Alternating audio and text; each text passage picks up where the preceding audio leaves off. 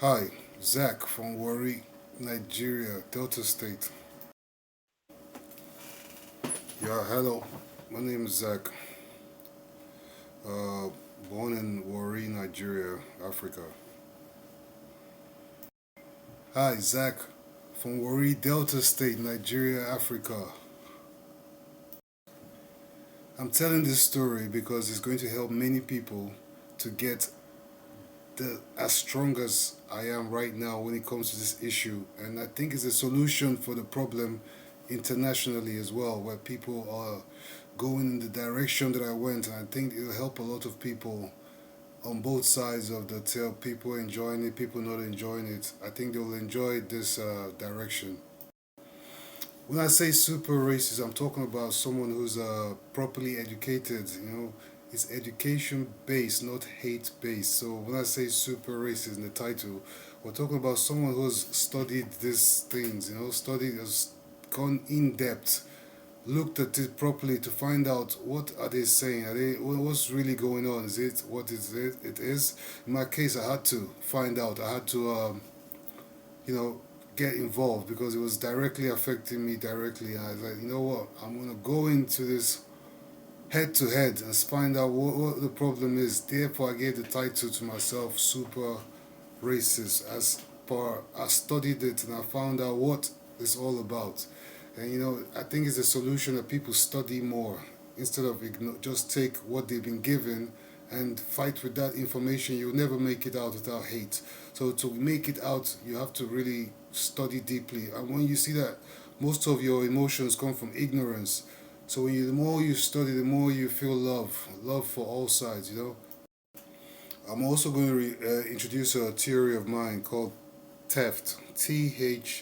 T.H.E.F.T. Stands for the Human Energy Field Theory, which is my solution to the whole problem right now. So I will touch on that at the end of this video as well. I'll go step by step to make sure I give you everything that you need to become more powerful than that situation. Thank you. First of all, I'd like to talk about early experiences, young age or younger age, because of my origins, Warri, Delta State, Nigeria, I didn't have a lot of experience with racism from when I was growing up. I'm not like UK kids or American kids. I was born in Nigeria. I lived in Nigeria, so I didn't understand all those things. So I think one of my earliest experiences of those things, probably not really seriously, just being aware of it, was watching movies. American movies, British movies, just see the way they just play each other and they portray each other, different races, how they work together, and how they were up or down or whatever. So I started watching, we start by movies, watching CNN, the news is telling you this and that. You're Nigeria, you can hear US news, it's kind of different from your Nigerian news, because everybody's black in Nigeria. So U.S. news, they always, they specify color, so you start to understand there's some racial, things going on. And then first real experiences of it in a negative way was when I moved to the UK as a student, studying IT. I was at the bus stop one day and waiting for the bus. Some random guy just thought he was gonna walk past me and just walking past. I was waiting for the bus. He stood next to me and he started spitting like in front of me. I was like, what the? Wait a minute, what's going on? Is this guy crazy or not? He wasn't crazy. It was just like normal, but he was trying to show me something that I wasn't used to. I didn't understand it, so I was like, what's this guy doing? I'm a worry boy, so worry, we don't understand, we don't really inside people, we're outside people. So I just started spitting right back at him, not on his body, but right in front of him as well. Like, what's this guy doing? I'm about to start giving this guy like Honda, 100 slaps. But I didn't understand the rules, no fighting rules. I was from worry straight, so if you're gonna do that, you get slapped. But let me just temper the whole thing down in case all these police come and disturb me and say, why did you slap the boy? So instead of slapping him, I started spitting in front of him as well. Like, and he got disgusted. He was like, damn, this guy's on my game. I'm on your game, bro. I like games. I like to win. So I started spitting like, when you do, oh. It's kind of like, nah, yeah, nah, yeah. You don't want this smoke, man. I'm a chimney. You understand? I'm a chimney. So I started spitting back. This was when I was like 19 years old. I was too much smoke, so that was like my first real experience. I remember I was going to uni that morning. I was thinking, what's all this bullshit I just experienced? But I reacted well enough to enjoy it today, I'm enjoying that reaction today. But obviously, sooner or later, there was many more experiences like that. And I understood that that's not the direction. It's only going to get me in trouble. Fighting people, police will come and tell you, well, you should have just talked it out. You shouldn't have. So there's way they could get you. You'll be angry because of this game they're playing. So I was starting to, get the first part was the anger. I was like, what? This guy doesn't know me. I'll punch your face straight up. I was 19. I'll punch your face. Believe me. I'll punch your face right now. No joke. So the point is, right now I'm a bit different. I don't need to punch the face because I can punch your brain. You knock you out. You go to sleep right there. You be zombified because that's what I mean by I became a very educated person when it comes to this thing. So I don't really react angrily. I just smile like, are you sure you want this smile? I'll choke you. You know what I mean? Sure, I'll put your head in this chimney and light it. You can't breathe out here. You hear that I say? You won't be able to survive this smoke. So this is why I want to help people. Just stop being helpless, in situations like that. Don't get involved in violence. Don't get violent. Do your research so that those things will come out differently emotionally because your brain is working instead of your body getting pumped up, ready for action. You put that thing inside the other person's brain, this dissolved, all that. So I've basically destroyed racism because of my research. It's too deep. It's like all my friends, they always wonder, how did you do this shit, man? How did you work it out? So I dropped them what I'm about to drop to you right now. People wondering, even people I'm mixed with all people of all races, Indian, Chinese, Japanese. I don't know, those are not races, but you know what I mean. So I'm like, I've met people from everywhere, and I just I cut across not because I'm trying to be, I'm trying to beat them. I really like myself. So when you love yourself, people they don't have any choice. They have to be loving you back. So I'll explain to you how it works. I don't say give yourself fake love. You have to find out why you be loving yourself so that you don't be psychotic, delusional. So you have to go through a little psychosis and delusion to come to the truth as well. Because as you're learning, you will learn from different people. Some of them have been injured by this same game, so they are talking like damaged goods. They be telling you how to go and kill people or why the world should be one race or the other race.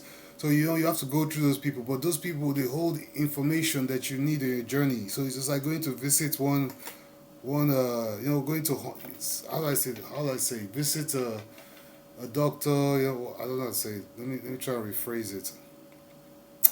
Those people that have that negative idea of the whole situation, they have information, they've done research, but they've been doing research in a negative way, so or in a positive way or whatever. Just it's emotional. It's all emotional. They are happy or too sad or whatever. So you have to get the information or leave them there in their own states. Let them enjoy their state. They are getting information in one way, so you can actually get information from them, but try not to get involved in their emotional position, or get involved in their political positions. Just get the information, add to your research. That's my advice. So yeah, I'll say early experiences. Yeah, for me was like I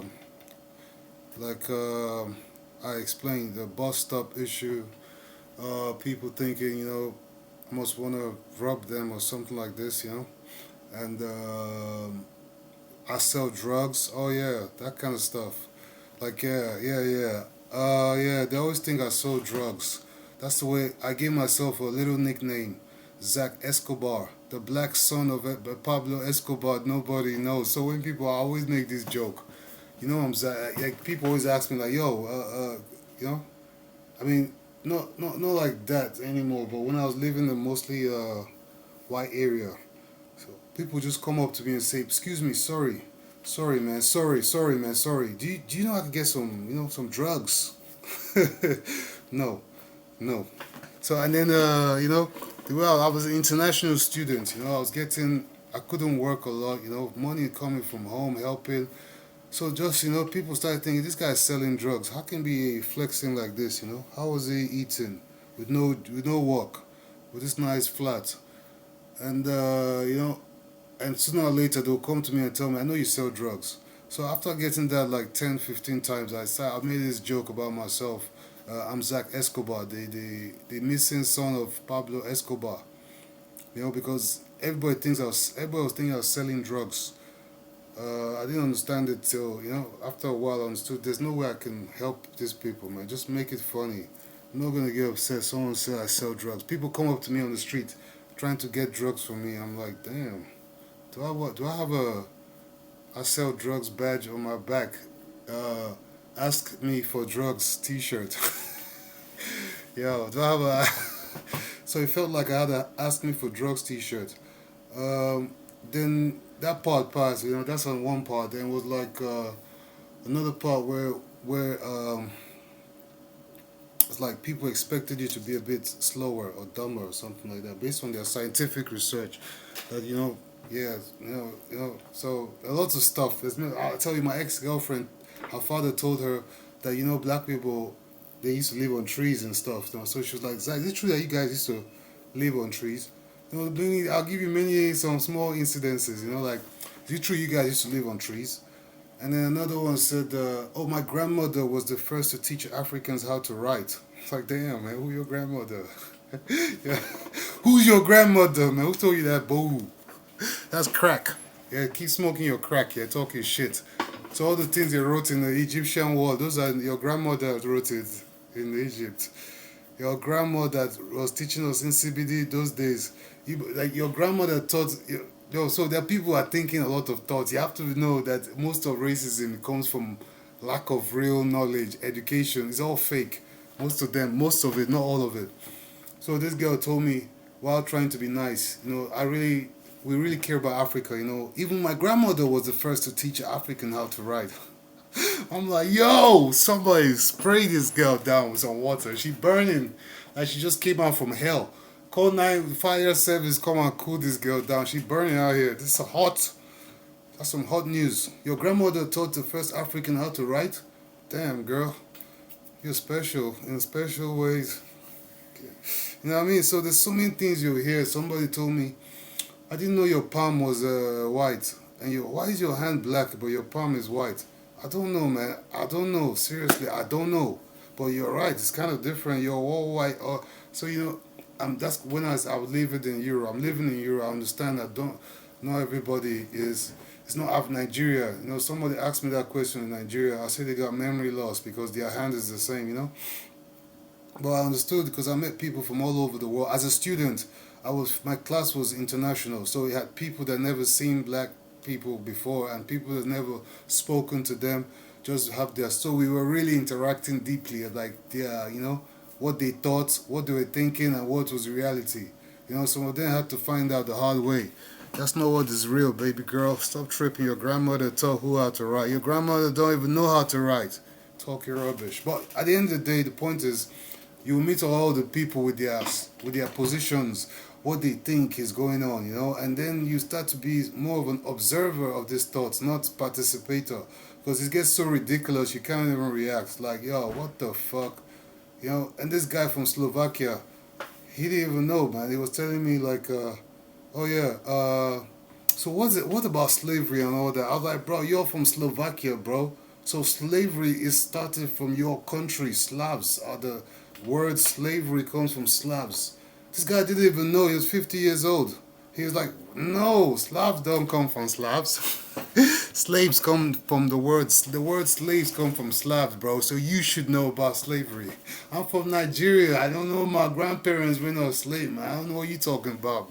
So the guy was trying to fuck with me, like just change the topic to some dark topic where he can show me some pity and stuff. But I was, as I said, I became a super racist. Means I'm a very educated person. I don't attack people. I don't hate people, but I'll defend myself so hard. I'll give you a paradigm shift. I gave him a paradigm shift because that was the first time he ever heard his people. His name is actually not for just a Slav. It's from a country called Slovakia. You know what I mean? It's like, what the don't say that around me. Like, what about slavery? I should be asking you, man. You're like the originators of that. It's like a white guy. It's like a black guy asking a white guy about rap. Come on, man. Y'all started that stuff, man. So he was like, damn, I didn't know this. I said, Google it right now. He Googled it and I swear the guy froze for like 5 minutes, like looking in the sky. Like he was looking in the sky. He was a bit drunk as well, but that's probably why he started that kind of chat. Because that's what happens when your friends get drunk. They start hitting on you like, well, you don't even understand. This guy, first of all, he asked me, so you're drinking beer. Do you have the facilities to produce beer in Nigeria? I'm like, bro, damn, man. Who are you, man? What school? Some people you don't even know where to start from with them. They're just so deep in their storyline book, their series they're watching about, how they're supreme and stuff.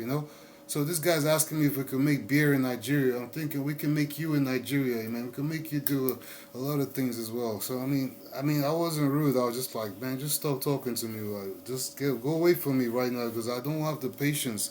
I'm on probation, man. I don't want to go to jail and stuff. I'm not on probation. I'm just using the Mike Tyson line. Please just leave me alone. I don't want to get wild out here, man. Before the cops come, I don't want to, get out of here. So we're still friends. Me and this guy are still friends because obviously I was joking. He was not joking, but I made it a good joke. He had to laugh. Every time I remind him of that stupid question. My point is, a lot of people don't know a lot of things about these things. They're not really educated. So after a while of getting angry and reacting to people's jokes as they want you to react, you start to understand things deeply. And then if you throw a joke at me now, I'll throw a joke right back. It might not be the same weight. You might throw me a joke 1 kilo. I might throw you a joke like a council flat on your forehead. You know what I mean? You're fucked up. You know what I mean? It's like I don't do that shit. Don't joke with me because I'm different with these things. I don't really want to talk even one sentence about it because I know I break hearts. I smash brains. The things just that come out from my mouth just just changes your life, and you have to be ready for change. You're ready for Obama. You're ready for change. Don't let me speak out here. You know what I mean? Your life will change. So I don't like to get too into people's lives by speaking to them about things that will change their life. So these days I don't really react unless I know somebody really wants to get educated. Because I will re-educate you. I have to reprogram you, basically hack your old brain will get dumped. You know what I mean? So I want to know, is there anything in this brain that you need? You get me? Because I'm about to delete that. I might refresh your brain. So, yeah. So basically, I'm saying this is my journey. I started with receiving and not being able to react properly, to educating myself, and then there was a time as well. Most people must have felt this, like after learning about the past, slavery and stuff, you get this internalized hatred where you think these guys, fuck all these people, man. They hate us. We hate them back. Man. That's a level you get to. You get to that level. Oh, man. These people, their people, these people, your people, my people. Rich people are getting richer, man. You are talking rubbish. Let me just tell you right now. Rich people are getting richer while you're talking about your neighbor. You understand? I'm not even, I'm not going to specify too much, but there was a stage where it was like I was feeling like I should make someone pay for all this. The USA, they talk about reparations. They want payment. They want payment. How can you do this? There was a stage. I had this stage as well. Thinking, man, I'll fuck everybody up. You don't ever say that shit to me. I didn't say murk y'all. That's the same thing anyway, but So there was a stage where I was like, yeah, anybody say anything to me, man, headbutts, bust your lip. What? Post your video on the internet to let it, I went to a shop one time. As soon as I got into the shop, I swear the counter guy, the security guy, the person filling the shelf up, three of them approached me at the same damn time and asked me, you want something? I'm like, damn, I didn't know I was wearing money all over my shirt or something. What's going on? You want something? What do you mean you want something? I went crazy. Like you asked that person if they want something. Three of you, the girl was in the till attending to a customer. She left the customer to come physically close to me to ask me, do you want something? And while the security man was asking me, while the shelf filler was asking me, at the same time if I wanted something, you know what I mean? So I was like, damn. No, no. I was like, what? I go, I put it to them. I said, why are you asking me? Why didn't you ask that person, that person, that person, that person, that person? I mean, they did it instinctually. Their brain stopped working when they saw me. Big, tall guy, black guy, massive dude, whatever, man. I walk in the shop, they got shook.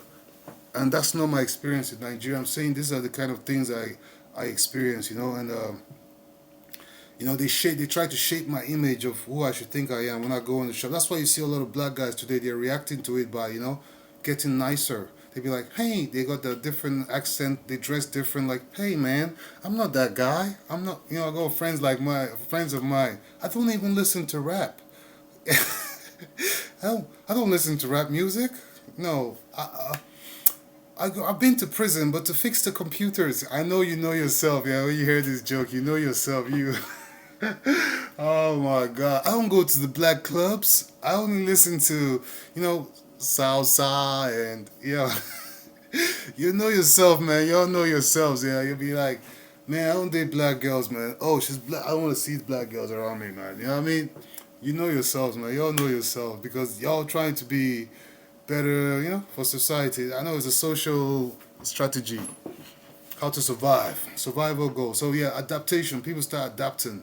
In those days, they used to talk about something called the white scarf. You heard of the white scarf? It's the term that describes a black guy with a white girl to help him stay, to let the police stop disturbing him. It's cold, man. It's a cold social environment. You're gonna need a scarf, a white scarf. So it's like a scarf is a word to be used then. Say go, the gay. Like even then, I was dating a white girl. She told me, Zach, don't worry, man. The police is not gonna stop you smoking weed outside. You're with me. They never stopped me in my life. I was just like, yeah, I understand, man. And then, a lot of boys just fell for that. They were like, listen, I'm not dating. I have to get this white girl. Make sure the police someone that could talk to the police when they catch me for no reason. They catch me.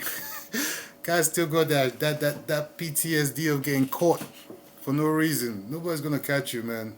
Unless you're doing something bad. You know what I mean? I was smoking weed. That's why I was using that white scarf. So yeah, society shaped try to shape our self-image, and from that position you will react exactly how the society wants you to react, because you'll be taking everything that they tell you in. You don't do your own research. You're taking all the news, you're taking all the reactions, and you become exactly what they want you to be, someone who's struggling from the bottom to make it to the top. Meanwhile, there's space at the top. There's no even queue. You're just queuing like a chicken that's been brainwashed. There's no queue to the top. Take your own way, move up. But you be thinking, well, this is a black line. That's no black line. That's your line that you made in your head. Call it a pattern, haircut. Okay. How society. So so that was happening. That happened where I was getting shocked. Even one of my girlfriend told me like, come on, man, you can't throw away that rice.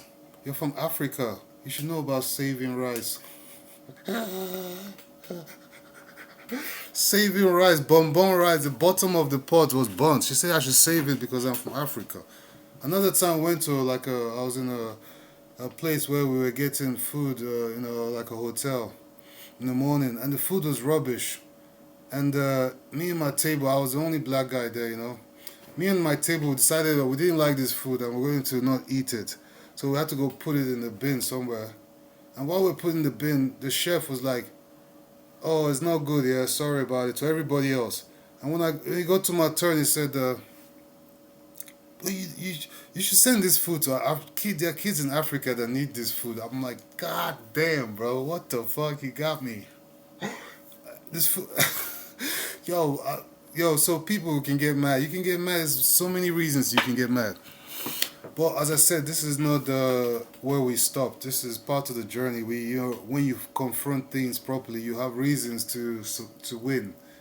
When you have reasons to win, you confront things properly. I mean, so both ways anyway. So I started confronting them properly. I started, asking deeper questions about race, identity, ignorance, what is really going on, and realizing that most of the hate is usually based on people not knowing anything like real. They just know what they've been told to defend their race as the better race, which is very natural. Just like for me, race is like family. Your family is not that you can't go to school with kids from other families and behave civilized, but you're now taking the identity of family versus family. That's basically what racism kind of is. So it's normal that people want their children to be better in school, whatever. It's normal, this racism stuff, competition. So when you start to realize it's a group thing, group identity, group politics, group, then you understand it's not too bad. It's like, as I said, Chelsea, it's like Chelsea and Arsenal, or, Liverpool, Manchester, whatever. It's like teams. So you start, the first stage for me is to realize what the structure was for this kind of thing. Like people felt attached to their team, that this is my team for life, Chelsea for life, Arsenal for life. So they got used to their, so they got used to their teams and they defend their team as the best. It's just natural that if you talk to someone from Chelsea, they will say like, "What? My team is better than your team, man." If you talk to someone from Arsenal, they will react like, "Yeah, Arsenal." And if you're a Chelsea fan and the other person is an Arsenal fan, you don't know, you haven't done your research. And Arsenal is used to just making Chelsea fans cry because Chelsea fans don't do research. So the moment a Chelsea fan does his research, he's going to be immune to those situations just by reading or having something to say back. So it's all about the banter. So first of all, can you throw back banter, or are you going to react with no banter because your brain is empty? So the reactions will come from if you have something to react with, something inside you, your brain. Have you studied, or you're just defending your position that they gave you to defend? Mumu position. You don't even research. You're a mumu. They just gave you the position. Now you're dying for it. So it's all about this different things where um, you are defending a position you haven't even, you're not sure if it's your position or not. So yeah, after realizing that this most of these thoughts come from people that don't read, I started doing my own reading so I don't sound as silly as them, both good or bad. I don't care if it's for black or against black. You don't want to sound silly. Oh, black people come from space. I'm gonna say that one because make black people win. Black people, they were in, they're angels, but they just came down. Like follow that one too. That's what they want to get you there. You be talking rubbish instead of you talking sense. So you won't be in reality. So there's truth. There's something for you in reality. So the truth is that I started researching deeply, just watching videos, find out what's really going on. YouTube was open then. YouTube was fresh then when I started doing open. People were dropping all sorts of things, no fact checking, no. So you have to do your own research carefully. Know who you're listening to, what they said, is it true or not. Do cross research. So yeah, I did my research. I had no choice. I couldn't settle for that picture that they're trying to paint. So as I said, I started using education as a weapon against ignorance. That's the exact term. Education as a weapon of mass peace, of mass self-love. You understand? Instead of you to have ignorance, be at war and self-hating. People are suffering from self-hate. If not, if you are who you are, somebody call you who you are. Why are you angry? Your son call you daddy. Does he piss you off? No, you're a daddy. Why are you angry? Someone call you black, or someone say this. So the fact is that there's a lot of self-hate and a lot of ignorance. All those things are caused by ignorance. So wars. Most of the wars are caused by not having enough sit-down conversations, ego, like we must win. So you have to go through that stage where you're willing to look further than your team, and then you see properly. If you're willing to look more than your team, then you understand the league, how it works, and that's what I started to understand slowly. I started learning history. I remember a time I used to tell people I'm an African historian just to shock them. Just to shock them, they'll say, okay, this guy really knows, let's not just play with him. You know, people want to drop bombs. Do you know that my grandmother taught, your grandmother taught the first African how to write? Listen, I'm an African historian. That would just shock her. She'd just be like, um, well, this is the first time I've ever said that crap in front of an African historian. Now she can't back it up. It's like, so where did your, can you give me the GPS location of the place your grandmother, you did, Chris? The place your grandmother taught the first African. Can you give us the GPS? What time was that? 4:30 to what time? How long was that lecture? You did, Chris? Also your grandmother taught who? Who was this person from? And that person didn't write something on the forehead or what the. So I destroy those jokes. So when you hear African historian, you got to rearrange yourself. So that's the first bar I used to drop on people. I'm an African historian, actually. I don't think so. Like when I discussed with my friend about Greeks and Egyptians, this guy actually told me that actually people think Greeks learned from Egyptians, but Egyptians actually learned from Greeks years ago, and then Greeks forgot it, and then Greeks came. I was like, bro, just think about what you're saying for a second, man. If it's not your psychosis, I didn't say this exactly, but I told him, bro, just stop. I put him in his place. Go do your research right now. There's people around us. We did our research right there, and they said nothing like that. Greek was a village. Greece was a village when Egypt was balling, man. Don't even try it, man. All the gods they have in Greece, they were all copied from Egyptians. They renamed this because the gods are basically some kind of like arrangement of thoughts, so they can rearrange it in other beings. And Greeks did the same things. So I've been through the learning process, learning about people who told me different truths, lies. Some are talking cartoon talk, some are talking real. You have to be careful what you're reading. So I did do my research, and I became a semi like a African historian. The point in history, you don't know, you were never there, so you never know if what you're saying is real or not. But don't forget that those people that are talking to you right now, they were born now, they were never there. So it's all about banter. Chelsea, Arsenal. I'm just telling you how it works. So you start getting emotional. If you got banter back, it dissolves because they're not even what they're saying has no facts. That's what I researched as well. That people just tell you rubbish, like yeah, they taught their grandmother, that kind of stuff. Or their father told them when they're really young, black people were used to live on trees, and then they built the first houses. Now they're copying their style. You know what I mean? That's what you hear. You know what I mean? That's what you hear from people, or many other things. I don't even want to start talking about, like how the evolution states that they're more advanced, they're smarter, and all this kind of stuff. There's no evidence. There's the opposite of evidence for that. There's no evidence of this kind of stuff, actually. But there's always banter. There's always people. Chelsea is the best. Arsenal is the best. People always press you if you don't know how to press back. So me, I press you, you disappear. Houdini. So yeah, there was a time for being an African historian, which you have to go back to know what is going on, what happened in the past, to understand what's going on now and what might be going on in the future. What is a possible future for this journey, for everybody, not just black or white, because I'm not on that level no more. Blacky, whitey, this is how they keep you all struggling.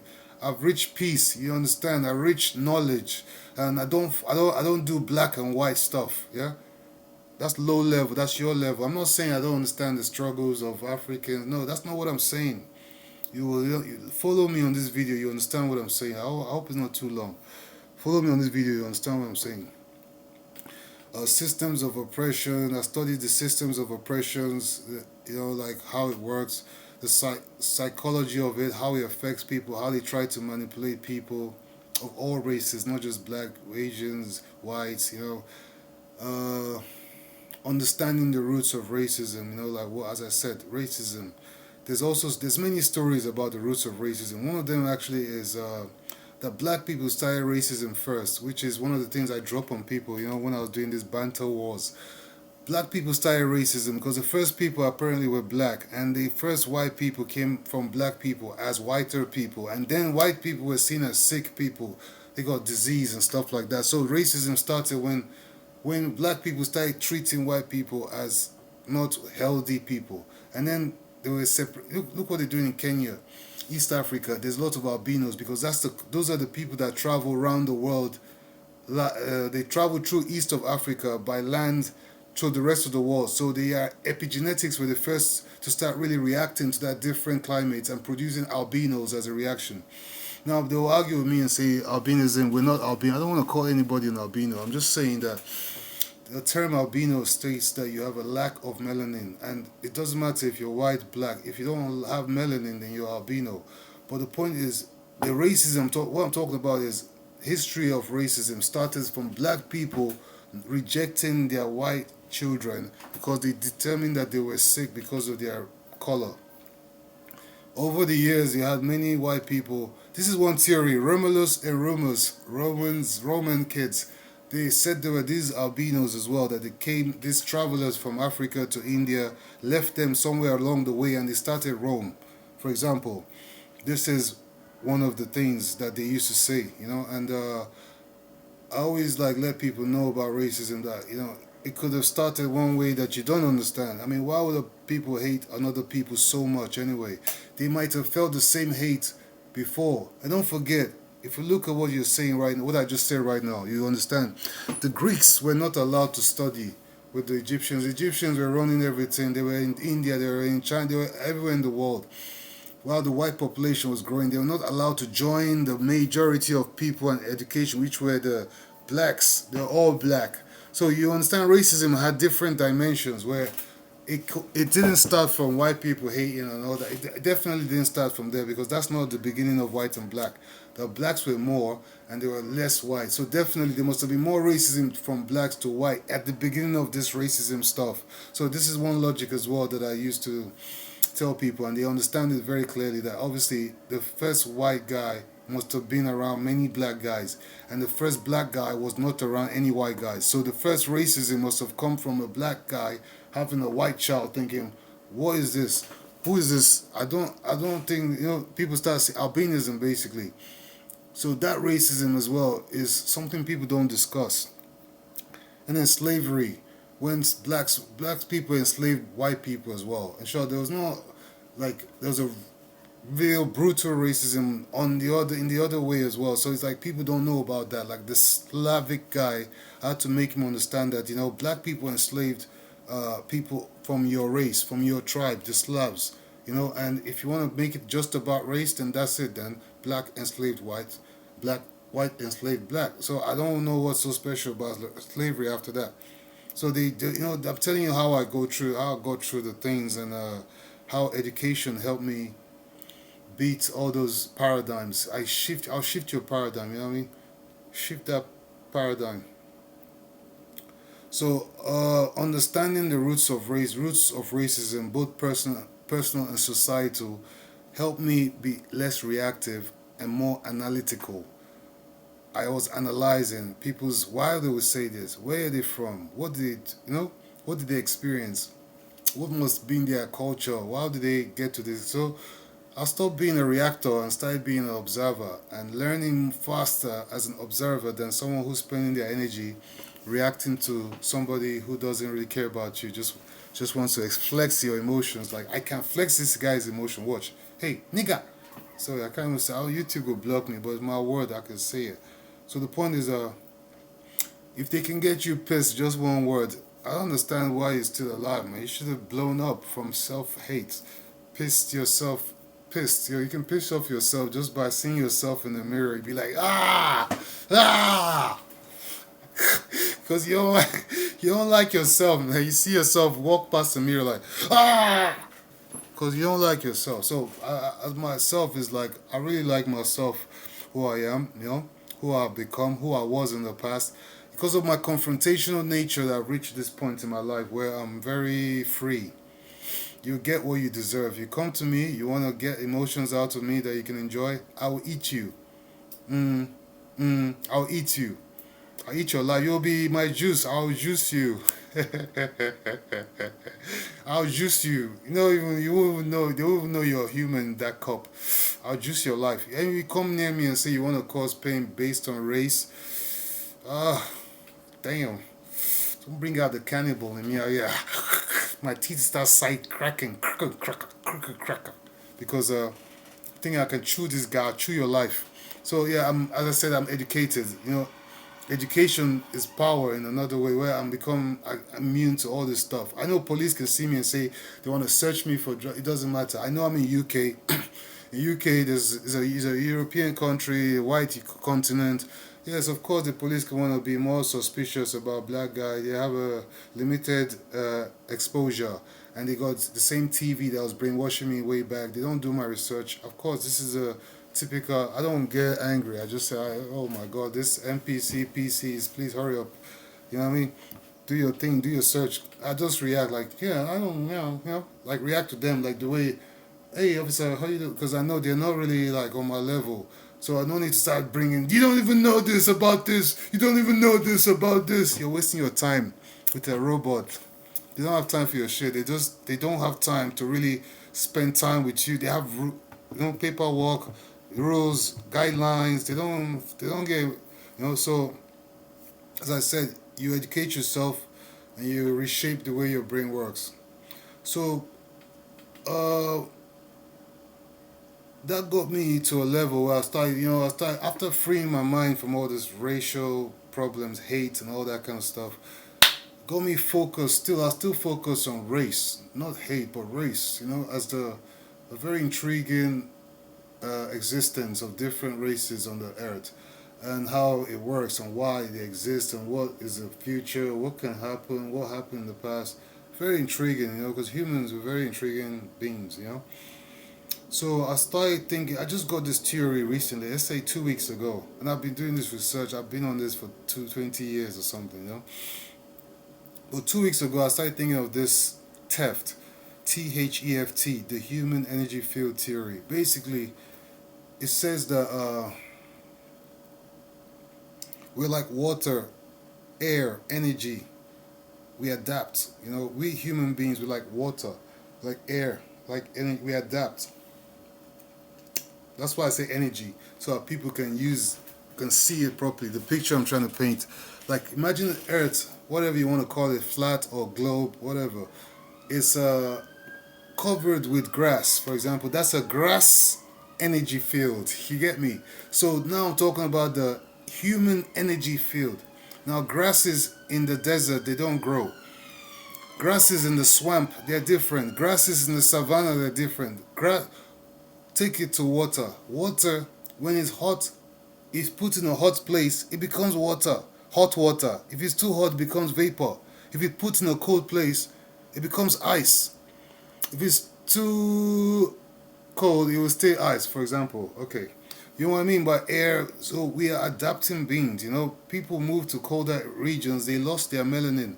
So I'm going to be making a whole series of how humans adapted to different parts of the world and why we look different. I already made one about the nose and stuff. I'll make more about the whole human organism. So we are like air, water, energy. Depends on the environment and the energy that's already in that environment. We will adapt. We will change. We will what do you call it? We will become what we need to become to fill up that gap. Yes, people lost their melanin to fill up the gap where we don't need melanin. It's still us. It's us. It's still us without that melanin. Now, a lot of people, like white, black people, they all this alien theory, DNA theory. I got my DNA theory ready for you, but it's still us. It's one organism. Somebody had to become a white guy. Somebody had to become a Asian guy. Somebody had to stay a black guy. So we all fill up the spaces that we fill up. Come on, man. You want to go to black people go to the cold area? They be freezing like a chicken. They be like people will be laughing. Look at you guys, so easy to freeze because we're not adapted to those cold areas. Take a white guy to the middle of West Africa, Nigeria, where it's 30 something degrees every day. You'll burn. So they're not adapted. They're adapted to different environments. Where like white people don't have to put on sunscreen all the time in their own land because they got good weather for their skin, and black people don't have to whatever put on sunscreen in their land because they got good skin for the weather or good weather for their skin, whatever. You know what I mean? So the point is, we're like that energy field that I've described. What I'm trying to describe, the human energy field theory, T.E.F.T. which states that we adapted to every part of the earth. And this is why we have different races. And everybody should start acting like their function is better, higher than another person's. That's that BS. Because we are all have the same function as an energy field over the earth. Take care of the earth, you know? Look at any book that you read, they'll tell you, well, our job. My friend asked me, my Muslim friend asked me, okay, Zach, what is the real work of humans on this earth? I said, look at the job God gave Abraham, Moses. He said, take your cow, take and go and take care of these cows. Take care of nature. They gave you higher intelligence to apply it to the nature around you. You're a gardener. This is a gardener. You're a gardener. Take care of your environment. Use your brain to provide joy, peace, and love to these lower level animals, plants. Give them husbandry. Give them what they need. Help solve their problem with your intelligence. You will have more fun in life. Help people, you know. So basically, we are here as a higher form of intelligence than animals and plants, or maybe not a higher form, a different form, to function the way like a supervisor would, you know, see problems, help, solve, not the opposite. You know, understand? So one of my arguments against this so-called modern world, where they say white people's world, the more modern African world, I don't agree because as I said, we are all. It's a human energy field theory. Africans believe in Africa perfectly, and they don't pollute water, they don't pollute the air, they don't do nothing there, because they're perfectly fit for that. If I'm trying to say to you, they don't create pollution or something negative like a cancer because they are adapted to this environment. Their way of life is perfectly suited to continue not for 1,000 years but for eternity. Would you not like to have a car that doesn't need to be replaced? So this is like a system that was created with the highest form of intelligence that doesn't need to be replaced. It works. Thousands of years it works. They use firewood, they shit in the bush. For example, now we want to buy manure for our plants. When those days you just go to your farm, you shit. The shit goes straight to your plants. And that's doesn't you don't lose manure because every day everybody shits, no? So you be like, that's a daily manure for your floor. You don't need to buy manure. And then another thing is that the shit contains the products that you actually need for your food. Not it comes from the food that you eat regularly, which you grow. So when you have a waste product, it will contain mostly what the floor needs for that food to grow. So all this stuff they're talking, there's so many. I'll make a video about modern technologies, so-called Arsenal and Chelsea wars. In this so-called, I'm on my side. I like my Chelsea. You like your, but as I said, I'm above the Chelsea Arsenal team. But if you want me to play Chelsea Arsenal, I can show you some things. You know. So this is for me trying to let you know how you can escape from all those manipulations that you be experiencing based on you identifying with something that it's not just what it seems. You know, it's not just your team or die. There's bigger picture. There's a bigger picture. You know, you can enjoy that bigger picture and be relieved from such ignorances. You know. So yeah, there's many things. You know, there's all this argument about who's better, who's not. It's just about banter, and I'm very good at that. So I never lost a debate. I've never lost a debate in my life. You all know this. Everybody that knows me know I don't lose debate. I always kind of dissolve people and their arguments, but I don't want to do it. I don't try to do it in a mean way. I must have done my research before I confront a topic, and that's probably the reason I don't lose debates. You know, so I'm saying in the race debate, I'm a 100-0 winner. Yeah, very winner guy, top winner. But I don't want to win. I want to teach lessons. I don't want people to lose. I want them to learn. You know, because I had to learn myself. You know, but I didn't learn through debates. I learned through studying. So in this T.H.E.F.T theory, you see that everything affects us. Even trauma affects our energy field, but so does education. So education can affect the trauma that we've had from this identity. You know, we have to educate ourselves to be able to dissolve such trauma. They don't exist now. They're like they're gone. They don't exist. I don't understand. I don't know what that means. You know, because I'm fully ready to enjoy this life as a human on the human energy field. Do you understand? Not the black human, the white human, All those things have passed. I'm not saying deny your race. No, no, no. That's not what I'm saying. I'm saying when you play race, make sure you play like you're playing football and go back home and enjoy your life.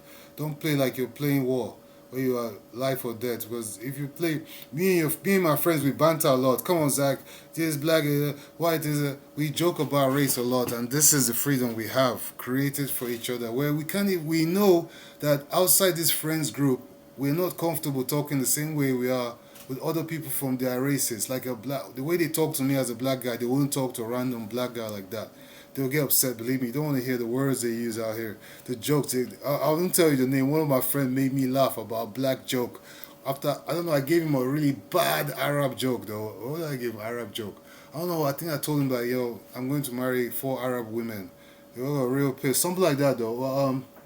But the point is, he told me this joke. He said, "Come on, Zach. In Saudi Arabia, they're using black guy like a money saliva for the counting money. They count the money. They're counting the money, and they say and that joke got me like it's like, well, come on, man, this is modern slave. They use like machine out here in Saudi Arabia.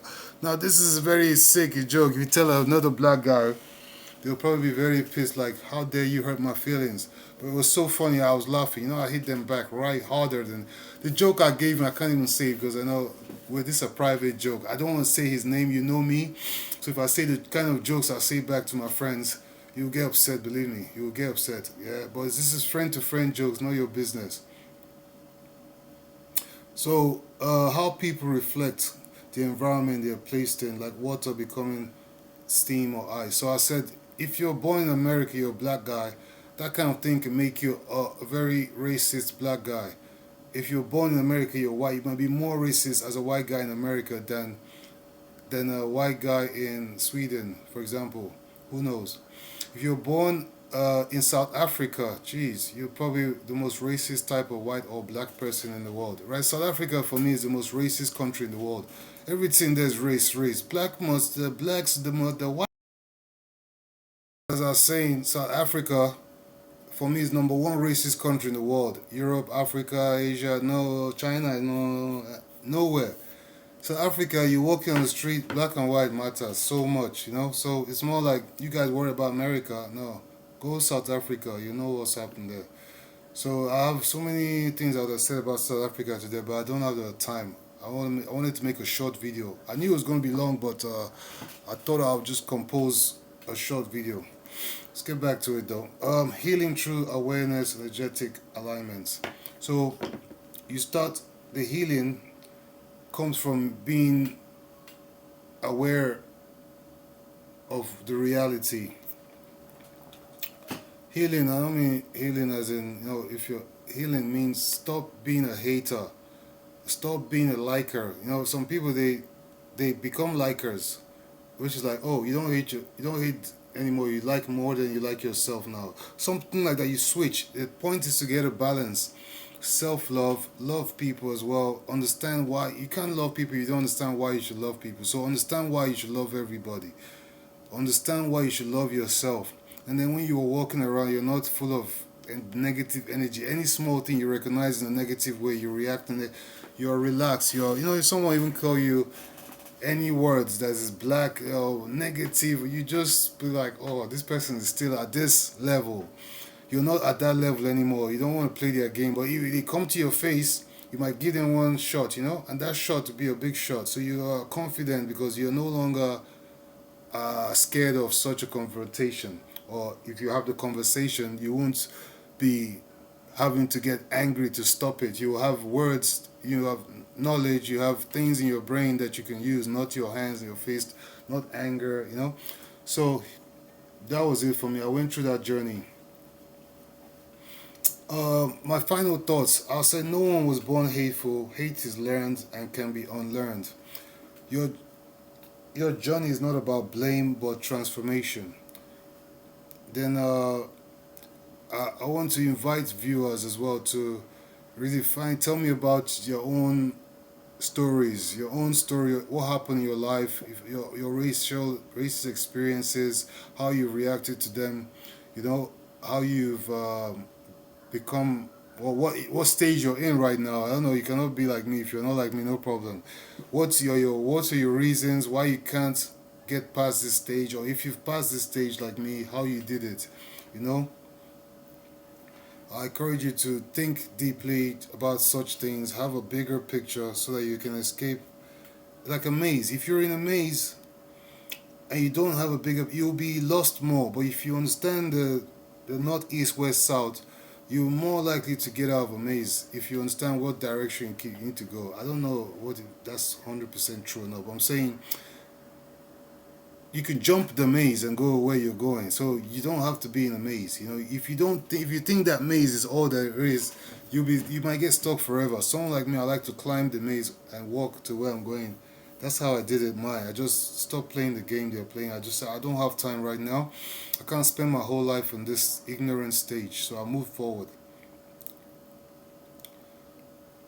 So as I said, I would like to ask you to comment on what you experienced yourself. What were your experiences? What your thoughts are on this video. Subscribe for more content on how I went through the journey. I'll give you more as well. I'll explain a lot of stuff. I'll still drop more. So this is just like a summary, you know. So and that's it basically. I'm just looking through my points that I made, so I won't forget any points. Well, I think I'm done. You know, basically, I'm done. As I said, I had some early experiences. I'm from Nigeria, Warri. Warri is a very tough place in Nigeria. You can ask about it. We're very tough in my city. They say we are not shy. You know, very forward people. So basically, one of the things that helped me in these situations, I was very forward. If someone say you are this, I'll say how, show me, show me. You know, if you show me, then die off. Someone come to me and say they are joke of the video. My grandmother was the first to teach Africans how to write. Right. Right. You get that's a British reaction. When someone think you're crazy, they give you that. Right. Alan Sugar will say, yeah, yeah, okay. You know, my turning point, how I started, you know, studying instead of getting angry, you know, that kind of stuff, deeper questions, you know. I'll put some points on the screen when I edit this video. Education as a weapon against ignorance, you know, reading, research, real conversations, learning history, systems of oppressions and psychology, understanding the roots of racism, both personal and societal, becoming less reactive and more analytical. Analytical. And then five, reclaiming the term racists. I say, yes, I'm a racist. People tell me, I'm not a racist. I tell me I'm a racist, oh, but a good racist, because I studied this thing. Reclaiming the term racist. Yes, good people will say they're racist. Bad ones, secret racists, always say, I'm not a racist, though. I don't have black friend. I have a Chinese friend, or I have a white friend, or that one no join. Believe me. I redefining racism for myself, you know, to say this is the meaning of racism. And the super racist is a super educated on racism. The irony of being called racist when you are deeply educated on this, you know, because you know you're calling yourself a racist.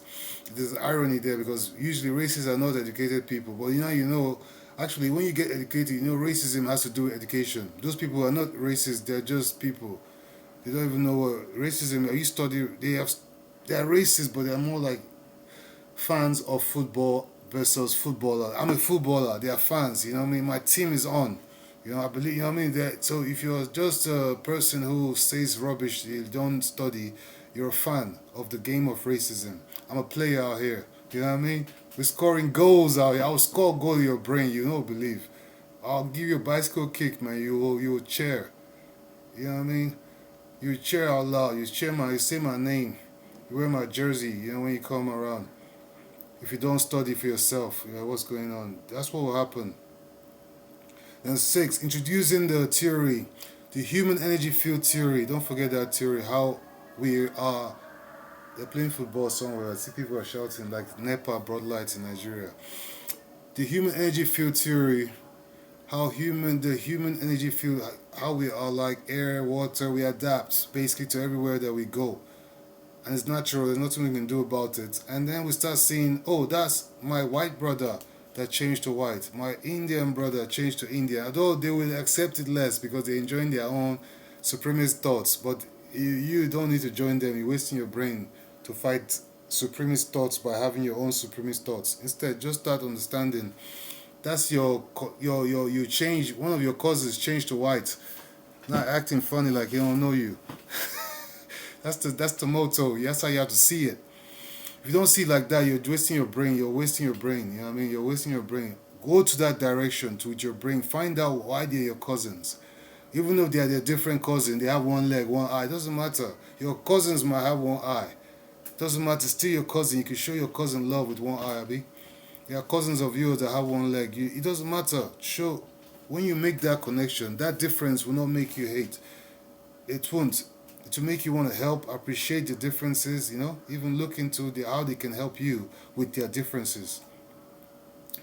So yeah, basically that's it. I want to say at the end of this video that they've seen my previous videos and you probably thought this guy's a racist. I'm not racist. I study racist to know how people can stop being racist in a negative way instead. So that is my explanation of how I went from a victim to a super racist to